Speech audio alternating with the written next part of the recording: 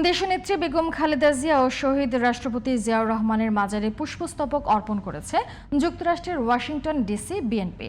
মঙ্গলবার সকালে রাজধানীর শেরেবাংলা নগরে তাদের কবরে পুষ্পস্তবক অর্পণ শেষে দোয়া ও মোনাজাত করেন নেতারা।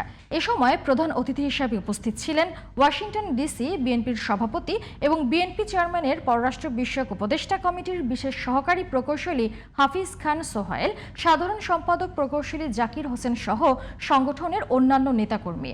নেতারা বলেন, দেশনেত্রী বেগম খালেদা জিয়ার প্রতি শ্রদ্ধা ও শহীদ রাষ্ট্রপতি জিয়াউর রহমানের আদর্শ বুকে ধারণ করে বিএনপি চেয়ারম্যান তারেক রহমানের নেতৃত্বে গণতন্ত্র পুনরুদ্ধারে দেশকে এগিয়ে নিতে প্রবাসী বিএনপি ঐক্যবদ্ধভাবে কাজ করে যাবে। এ সময় যুক্তরাষ্ট্রের ভার্জিনিয়া ও নিউ ইয়র্ক বিএনপির বিভিন্ন স্তরের নেতাকর্মী উপস্থিত ছিলেন।